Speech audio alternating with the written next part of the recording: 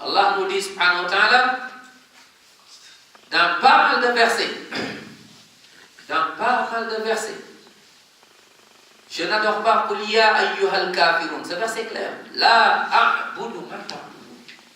Je n'adore jamais ce que vous adorez.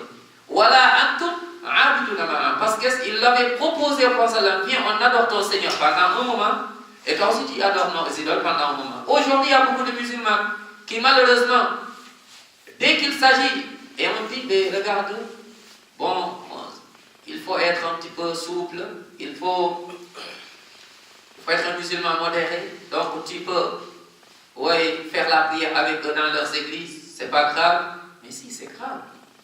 On ne va pas prier dans des églises, on ne va pas prier dans des synagogues. On est des musulmans ou bien on ne l'est pas. Dire que donc, mais regarde, vu que bon, on est tous pour le bien, comment dire encore, vivre ensemble, mais regarde, on va aller prier, ils vont venir prier chez nous ici, et nous aussi on va aller prier, faire comme eux ils font. Et aussi, on va, quand ils vont faire leurs gestes, on va faire les mêmes gestes, ils font Trinité, on fait Trinité, on fait les gestes, même si on n'y croit pas, mais c'est de l'hypocrisie. Non, ça n'existe pas. Je suis musulman, j'ai mes principes, et j'ai mes piliers de la foi, mes piliers de l'islam. Vous ne croyez pas ce que je crois, mais je vous respecte, gardez votre religion ou votre croyance, le continue. Je garde la mienne, et chacun maintenant fait ce qu'il veut. Chacun est libre donc d'adorer, de faire ce qu'il veut. Et donc le chef il dit, ça c'est un point fondamental. Aujourd'hui je dis, bientôt tu vas voir des musulmans qui vont commencer à transformer chez eux, dire que c'est la naissance de Isa alayhi salam. Alors que Isa ne l'a jamais recommandé. C'est plus commercial aujourd'hui qu'autre chose. Et Isa, et donc, on achète même des cadeaux aux enfants. Et des fois, si c'est notre fête, on ne voit aucune transformation dans la maison. Quand c'est Eid al-Adha, Eid al-Fitr, il n'y a pas de cadeau pour les enfants. Mais quand c'est 24-31 décembre, les enfants, ils ont des cadeaux. La maison est encore très jolie. Là, déjà, tu es en train de montrer à tes enfants, à leur inculquer quelque chose. Et tu es responsable, tu en es responsable devant Allah. Il dit, le chef qui dit toujours, il dit,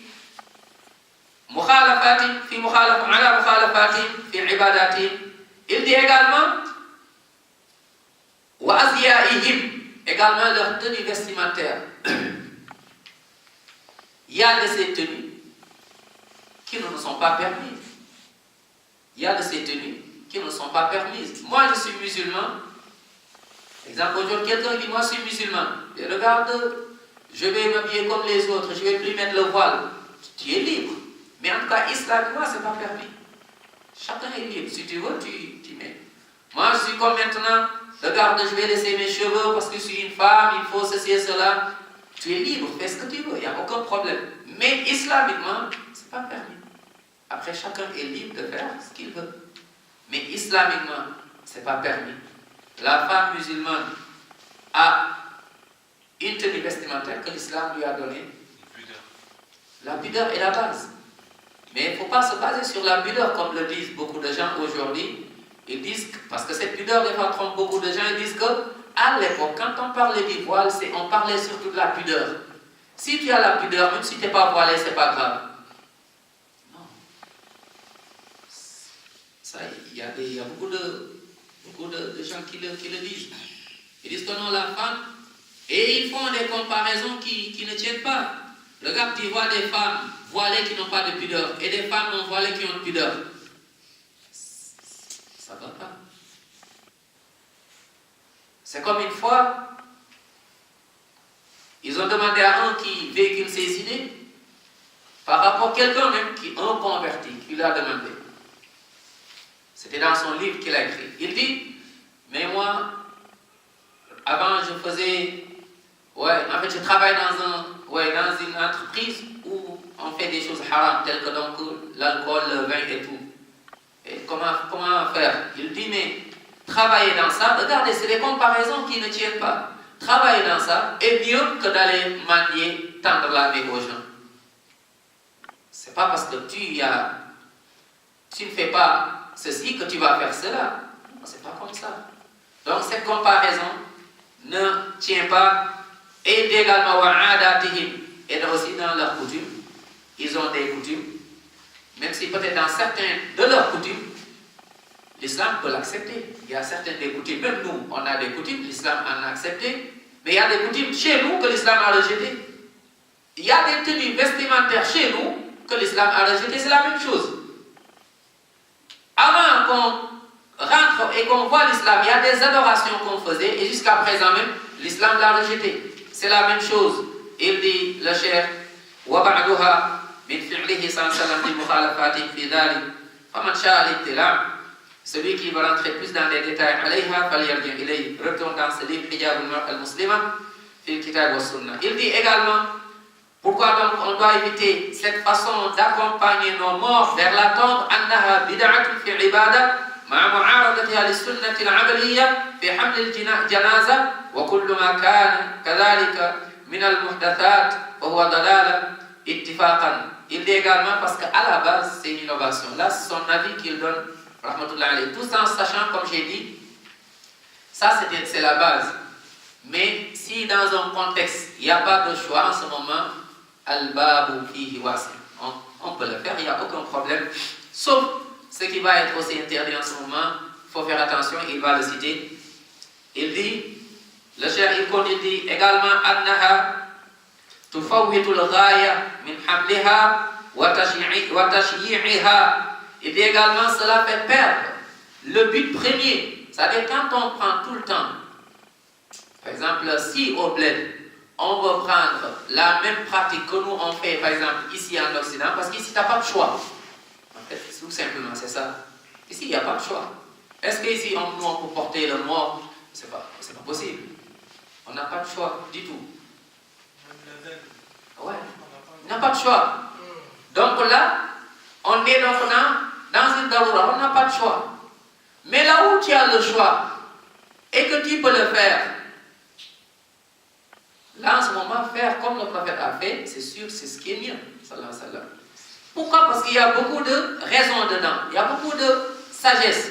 Il dit à force donc de vouloir tout le temps faire comme on fait nous ici, il y a des fois des risques. Pourquoi? C'est ce qu'il a dit. Il dit ça va nous faire perdre le but recherché. Et c'était quoi le but? وَهِيَ تَذَكُّرُ الْآخِرَةِ. Se rappeler de l'akhira. Toujours se rappeler de l'akhira. Ici, des fois tu ne vois même pas, des fois tu peux rester ici pendant des mois, des années, des fois si tu ne fais pas attention, si tu ne fréquentes pas près de les mosquées ou autres, tu ne vois pas un mort. Mais c'est fait exprès. Et le cheikh, il explique cela.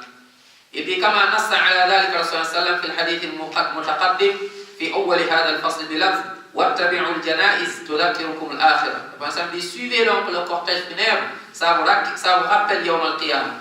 أقول للشيخ الباني رحمه الله il dit إن تشييعها على تلك الصورة مما يفوت على الناس هذه الغاية الشريفة. Il dit تفويتا كاملا أو دون ذلك فإنه مما لا يخفى على البصير أن حمل الميت على الأعناق ورؤية المشيعين لها وهي على رؤوسهم أبلغ في تحقيق التذكر والابتعاد من تشييعها على الصورة المذكورة ولا أكون مبالغا إذا قلت إن الذي حمل. Et là c'est l'autre partie. Le cheikh il dit رحمه الله il dit إن تشييعها على تلك الصورة مما يفوت على الناس هذه الغاية. Le fait donc de porter nos morts et de les amener, de les accompagner au cimetière, donc avec cette façon de les mettre dans des voitures, de cacher, personne ne voit même pas que c'est un mort. Il dit cela, il dit que ça soit en totalité ou bien en partie,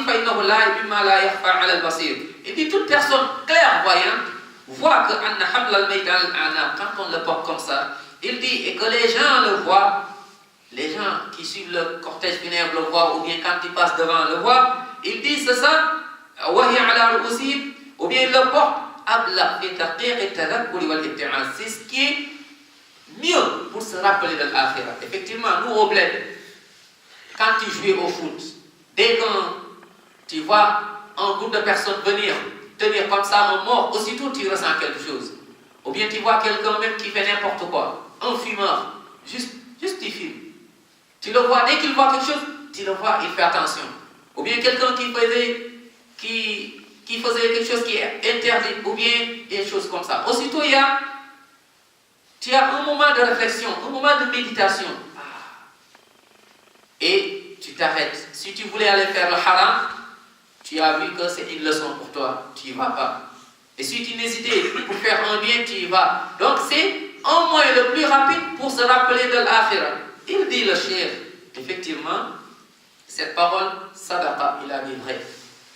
Écoutez la dernière phrase. Il dit, si je dis cela, il dit, je ne pense pas exagérer. Si je dis, Inna alladhi hamala al-Urabiyyin alayha, ce qui a amené les Européens, les Occidentaux à mettre rapidement, quand quelqu'un meurt, vite fait, on le met dans des voitures, on cache. Tu sais, la voiture peut passer devant toi, tu ne sais même pas si c'est une voiture qui transporte un mort. Il dit, pourquoi eux ils le font? Il dit, parmi les raisons, c'est innama huwa khawfuhum min al-maut. Ça c'est vrai. Khawfuhum min al-maut wa kullu ma yudhakkir bih. C'est parce qu'ils ont peur de la mort. La mort ne fait pas partie de cette société.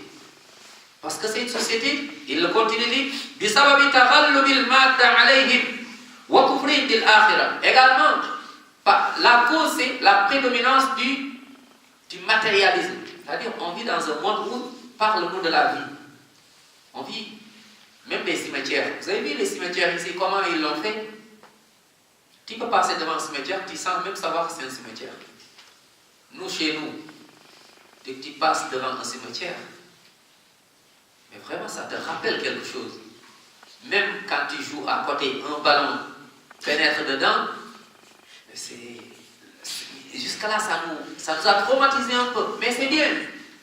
Ça nous rappelle, wallah, de faire attention, dunya. Ici, ici, on enterre des morts, on revient. Des fois, vraiment, il faut être concentré pour revenir avec une foi, avec quelque chose. Parce que même nous, des fois, quand on transporte le mort, on rigole, on parle, on discute, on est dans la voiture, et tu es devant le feu, tu cries des fois le feu, et en fait, on est absent, on est ailleurs. Des fois, mais quand tu le portes, déjà le fait de tenir, ça fait quelque chose. Vous savez, assister, voir quelqu'un qui meurt, ça te fait quelque chose. L'accompagner et tenir comme ça, le brancard, wallah, c'est automatique, c'est naturel. Tu ressens quelque chose, tu y vas doucement, petit à petit, et tu cogites, tu commences à imaginer comme si c'était toi qui étais allongé là. Et tu te vois déjà, et nous tous, on sait qu'on va passer par cette porte.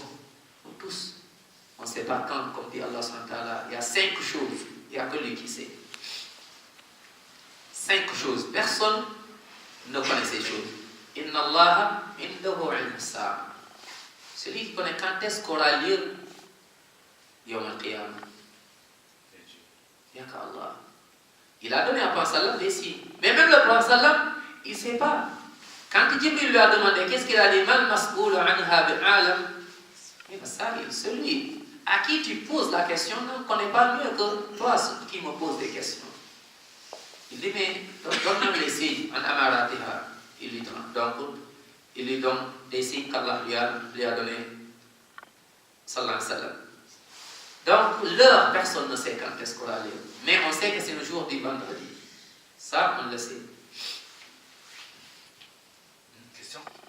Non, on finit après. Garde le s'il te plaît. Non, garde après. On va. Ouais. S'il y a le temps, Inch'Allah, on le prend. Et si on sait, sinon, on le reporte, Inch'Allah. Personne ne sait quand est-ce qu'on va aller Yawm al-Qiyamah. Parce que c'est un jour terrible, Allah nous dit. Et tout ce qui se passe, Yawm al-Qiyamah, il faut tout le temps en parler. Parce qu'on vit dans un monde, c'est le matériel qui l'emporte. Dans nos rencontres, dans nos assises, il faut souvent le répéter, parler de cela. Parce que s'absenter et l'oublier est facile. Dès que tu sors, tu l'oublies. Dès que tu es devant, chez toi-même, tu l'oublies. Tu es devant la télé. La télé, tu ne parles jamais. Les cimetières, devant les cimetières, on met des panneaux publicitaires de dunya encore. On te montre des panneaux de dunya. Dans les cimetières, on te le cache. On l'embellit de sorte, tu n'y penses même pas. Personne ne sait Quand est-ce qu'on va aller Yom Al-Qiyam? Mais il faut se rappeler de Yom Al-Qiyam. Tous les jours, mets-le devant toi. Peut-être c'est aujourd'hui, moi, Yom Al-Qiyam. C'est un jour terrible. Allah nous dit, Ya ayyuhan nas, ittaqu rabbakum. Oh, vous les gens, craignez votre Seigneur. Inna zalzalata as-sa'a shay'un 'azim. Le tremblement de terre qui aura lieu. Pour qu'il y ait ce jugement, ils disent, est terrible. Yawma tarawnaha tadhalu kullu murdi'atin amma arda'at. Si ce jour arrive, alors qu'une femme, le jour de Yawm al-Qiyamah tombe, alors qu'une femme est enceinte, aussitôt elle va accoucher. Par là, peur et par la gravité de ces choses qui existent pendant ce jour. Yawma tarawnaha tadhalu kullu murdi'atin amma arda'at.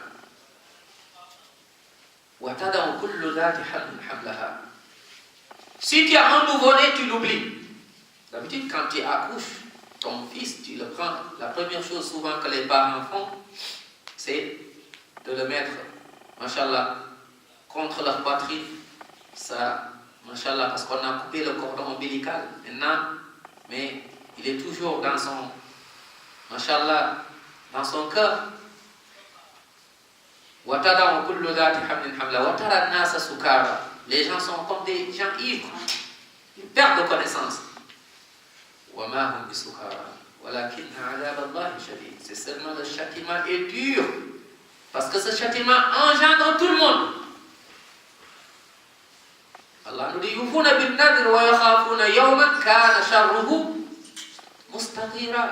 sauf les gens qui, alhamdulillah, qui avaient fait du bien. Allah majalna minhum. La première chose que personne ne connaît, c'est l'heure. Quand est-ce que personne ne sait? C'est lui qui fait descendre la pluie. La quantité de la pluie. Et quand est-ce que ça va commencer? Quand ça va arrêter? Combien sont tombés ici? De gouttes sont tombés à Pessah? Et ainsi de suite, ainsi de suite. Et les secrets qu'engendre la pluie, parce que les pluies ou les vents ont des missions. Allah nous dit wal mursalati urfa fal asifati asfa. Ça c'est les vents. Et on le traduit aussi, on l'explique aussi par des anges. Allah nous en parle, subhanahu wa ta'ala. Ils ont des missions. Le vent, la pluie, il n'y a qu'Allah qui sait. Wa yunazzilul ghayb. Wa ya'lamu ma fil arham. Celui qui sait ce qui se trouve dans les matrices, dans les ventres des femmes. Est-ce garçon ou fille? Ils vont dire aujourd'hui, quand on fait des analyses, ou bien l'échographie, on peut le savoir. Mais parmi les spermes qui sont passés, c'est Allah seul qui connaît quel sperme a réussi. Parce qu'Allah, il choisit. C'est des milliers. Mais qui sait? Il n'y a que Allah qui sait. Et ce sperme qui est passé, est-il garçon ou fille? C'est Allah qui sait. Et là, même l'échographie, avant de le savoir, il faut un moment.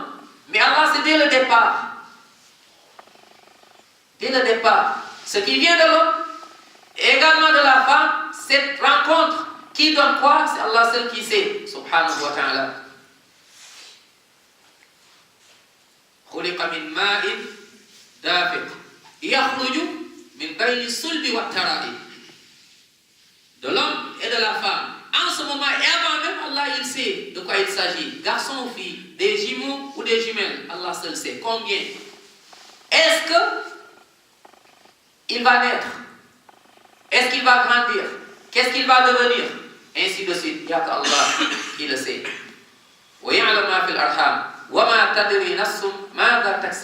Personne ne sait ce qui nous est réservé pour demain. Donc ne dis pas j'attends demain. Fais tout ce que tu peux maintenant.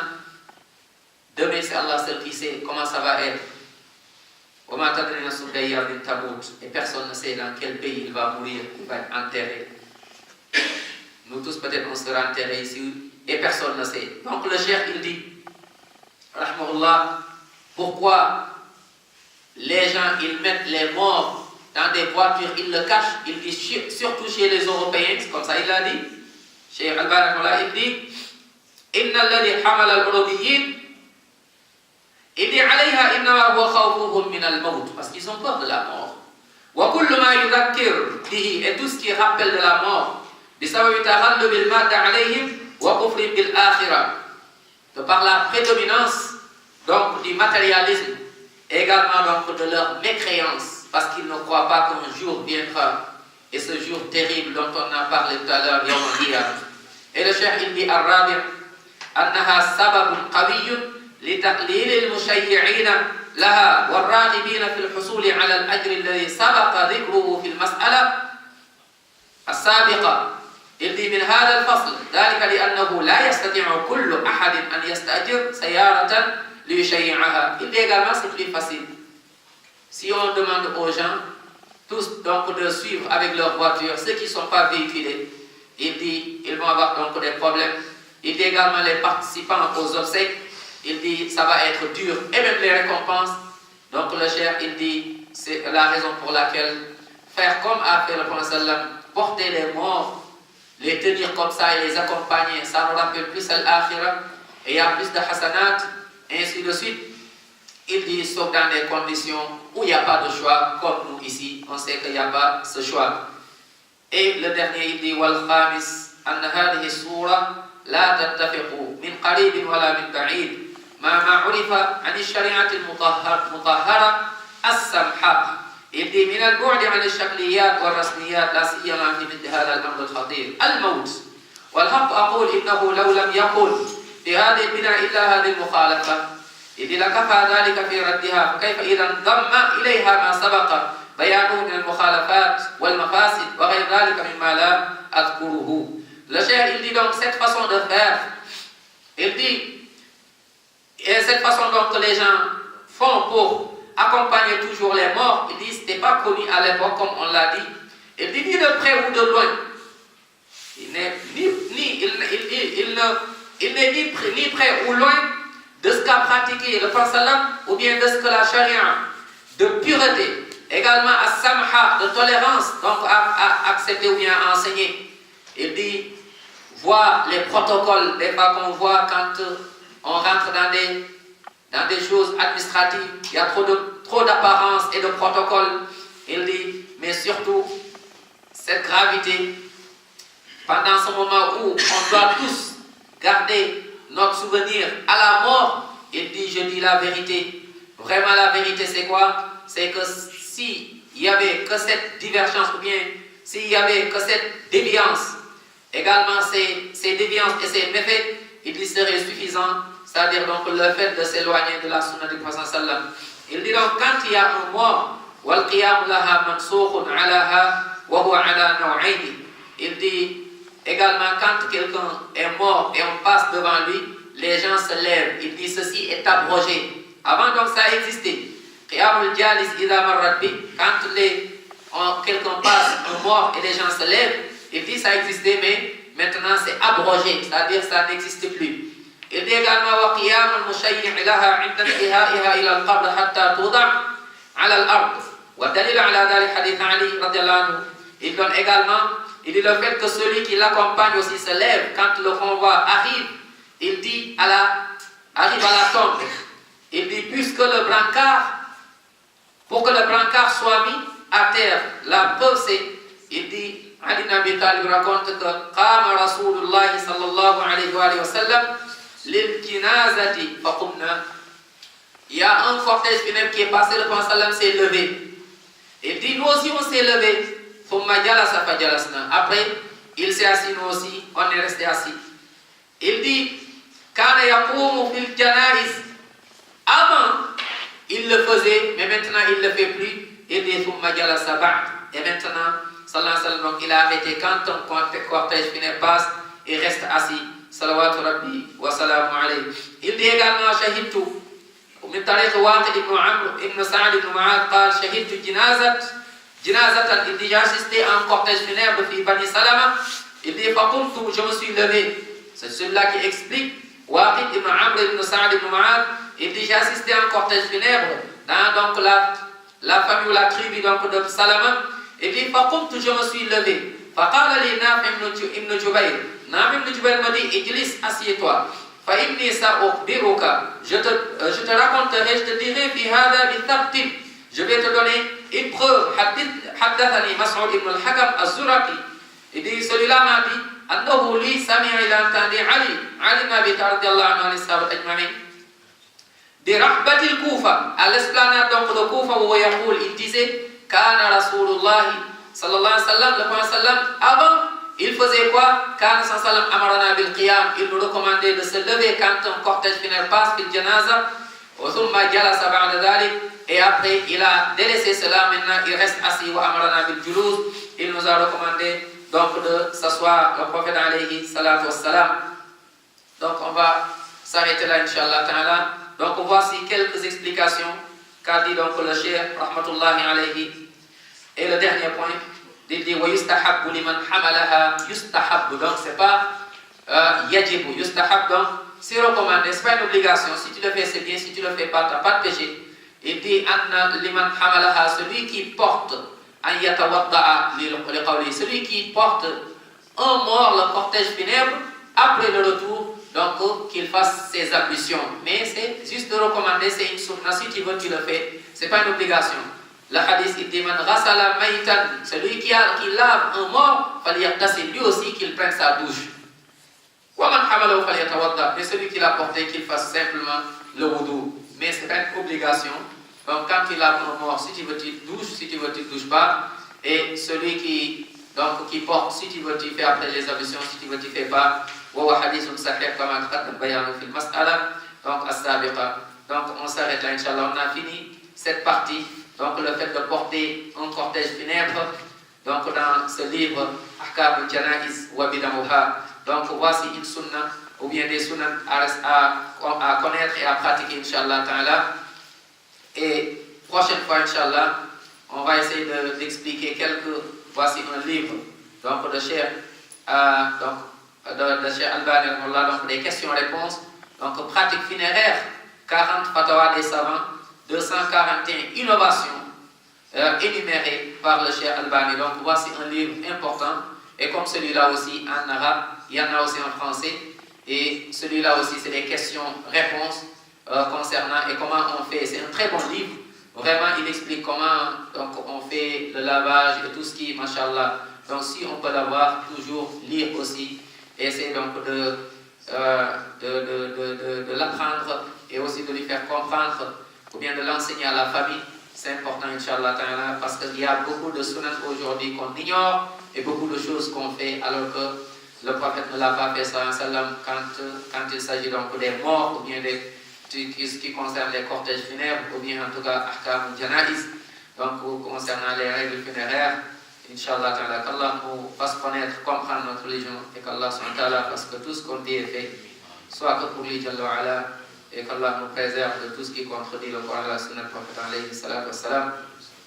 Qu'Allah fasse que cette assise soit une lumière pour nous. Yawm al-Qiyam, le jour où on en aura besoin. Allah nous pardonne tous, nous et nos parents vivants décédés. Toute personne ou frère ou sœur malade, qu'Allah les guérisse. Qu'Allah nous guérisse tous et guérisse nos maladies, surtout nos maladies de cœur. Qu'Allah nous aime comme il a aimé et agréé les compagnons d'Allah. Allah accepte nos doigts et qu'Allah fasse bénédiction dans notre vie. Qu'Allah nous préserve, nous et nos descendants et nos familles. Qu'Allah soit satisfait de nous. Et qu'Allah nous compte parmi les gens qui seront au paradis, Yawm al-Qiyam, paradis Firdaus. مع النبيين والصديقين والشهداء والصالحين وحسن أولئك رفيقا وصلى الله وسلم على نبينا محمد وسلم تسليما كثيرا سبحان ربك رب العزة عما يصفون وسلام على المرسلين والحمد لله رب العالمين.